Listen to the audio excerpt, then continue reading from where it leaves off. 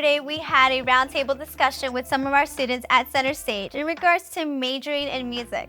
And we spoke about 6 things that are really important and that everybody was curious about. One of the main questions that our students had was, what can I do with a music degree? With a music degree, you can be a performance major.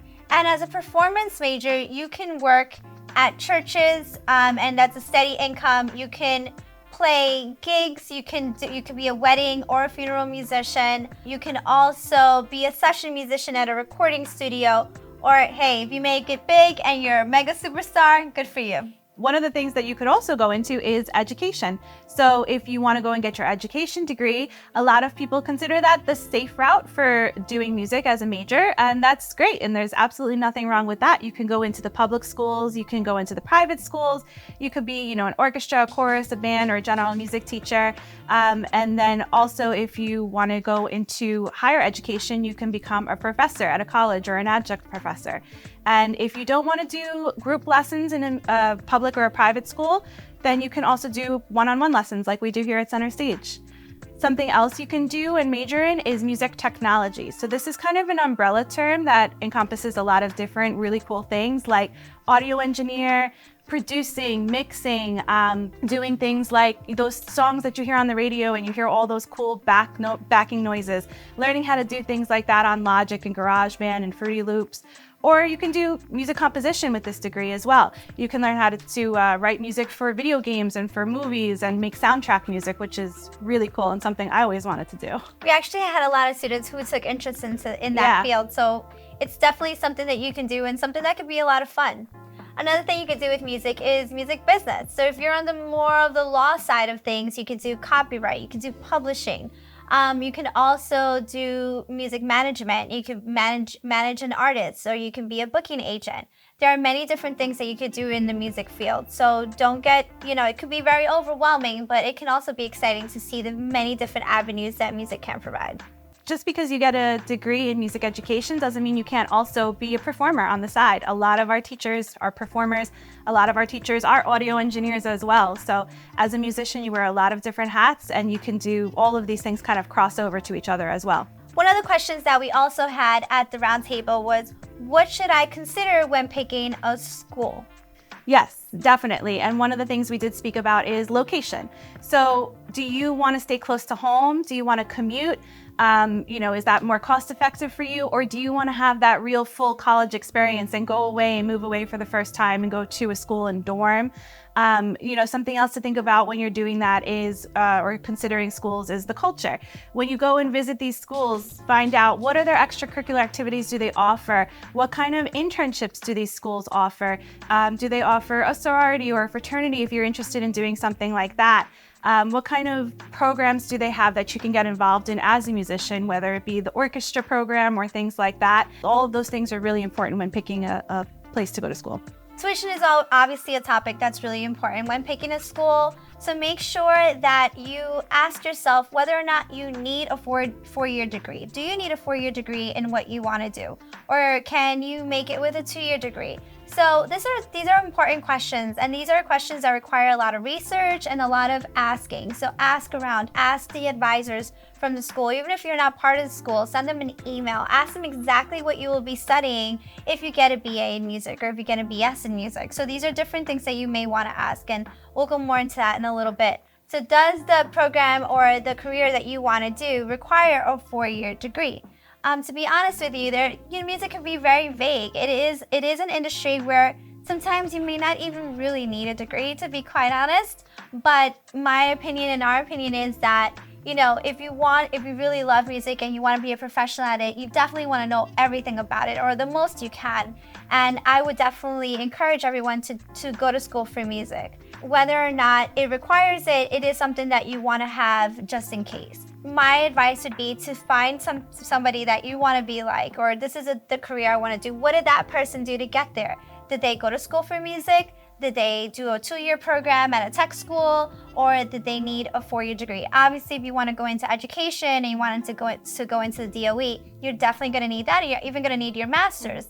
So there are certain things that will require you some schooling and some that won't.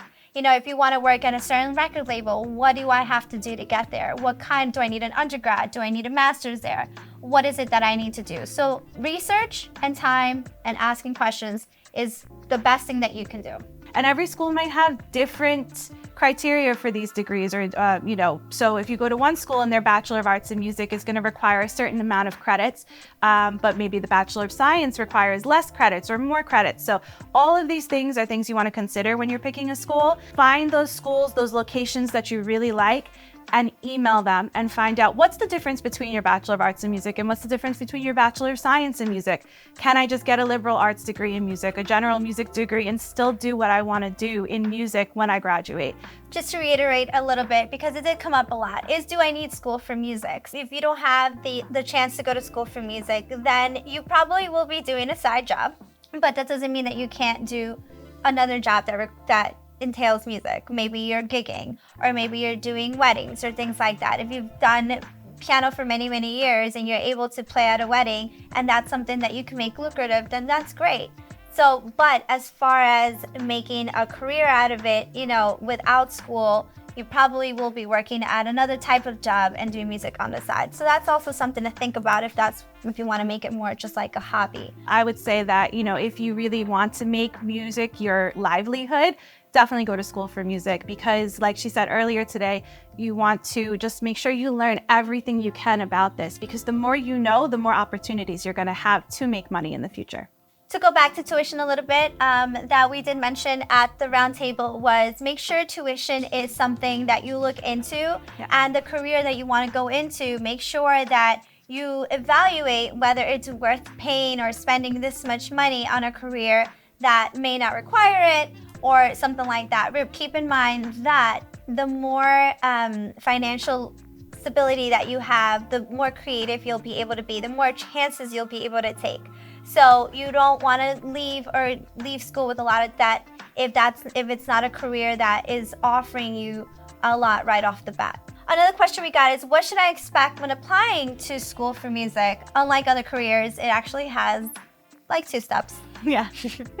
So application process for applying for music. One of the things, just to tie it back into the financial and tuition real quick, is with applications, you want to look for schools that might offer you scholarships. So look into things like that. If you did a lot of music extracurricular activities in high school, if you were part of a lot of orchestras or bands, or if you did all county, if you did all state, all of those things, you might want to put on your application to try to get money and to try to get scholarship for that.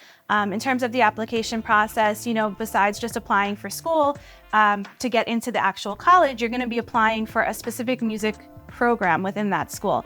And with that comes auditions. So you're going to have to audition if you want to major in music. You can't get out of it. So with audition process, that is going to take work, and it's going to require planning early to make sure that you have those auditions ready to go.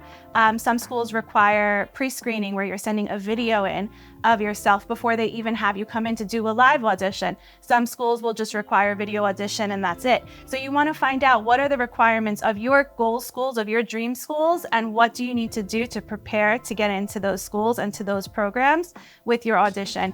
A lot of the times it's very classically based with the audition, so you want to prepare now. Get your repertoire going. Learn those classical high-level six-nisma pieces, more than one of them. Usually they say 2 contrasting pieces. So if you're doing one fast, do a slow one. If you're doing one that's classical era, you might want to do one that's romantic or modern or, post-classical era. Get into the habit of practicing now, because when you get to school, you're going to be practicing a lot.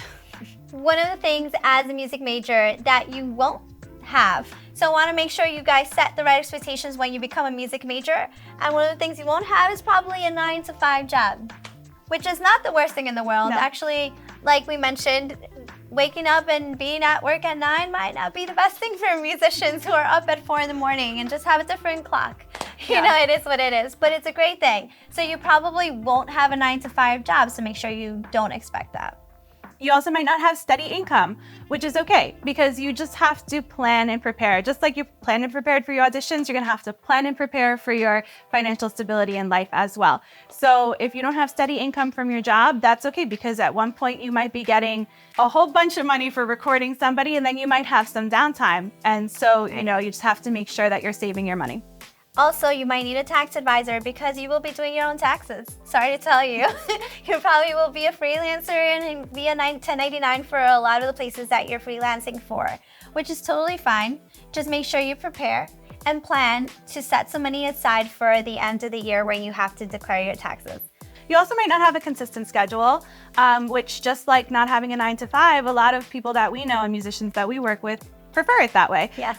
Because you're getting up every day and you're doing something different. And, you know, one week you're going to be recording an artist, the next week you're going to be practicing for a performance. So consistency in the schedule, you know, like I said before, you can get a secure job in the school and that's more consistent. But if you wanted to go more of the performing route or the audio engineer tech route, you might not have a consistent schedule, but a lot of people prefer it that way. But that also means you won't be bored because you'll be doing a lot of things. I mean, the amount of hats that we wear every single day is insane. But I love that, and I think you love that too. We love that. Definitely. We love doing different things. Well, one minute we're teaching a lesson, the next minute we are composing a song with another student, and we're always using these tools that we learned in school, which is why I definitely encourage everybody to go to school for music. So another thing is that because you'll be doing many different things, you probably won't be at the same place and location every single day, or maybe not for every single week. So if you really don't like your coworkers, that's totally fine. Just make sure you are a team player and you do good, you arrive on time, you're prepared. And if you don't like them, it's all good because you probably won't see them in like a week. So just to wrap things up, you know, one of the main things that everybody at the session, at the round table was concerned about is, okay, so can I really make a living as a music major, or will I just, you know, it's a little scary. 100% valid, right? Yeah, absolutely. I think that was everyone's concern. Main concern, for sure. Can I make a living out of music? Yes. And can it be lucrative? Absolutely. It just won't be ordinary. And to be honest, there's nothing ordinary about what we do. Extraordinary every single day. And it's okay because I don't want to have common schedules or common income. So it's better, in my opinion, because I don't want to be an ordinary person. I want to make more than what I can even imagine making or create. So that's a way to think about it. So just keep in mind, you don't have to do one thing. You can have another gig. It can be treated more as a hobby. You can minor in music or you can double major. I double majored in music as well as psychology. Music panned out for me, and I hope it pans out for you as well. And this is what I love, and I can only speak from experience. I think that when you love something and your fuel is passion and creativity, and this is what you love to do, and this is what you're good at doing, then you will be successful. And you know, everybody always asks me, like, were you scared when you opened up center stage? And honestly, my question is like, not one little bit, because I knew what my vision was, and I knew that there was not gonna be anything that was gonna hold us back from making the new generation of musicians, and I wanted to do it like the best way possible with the best team possible.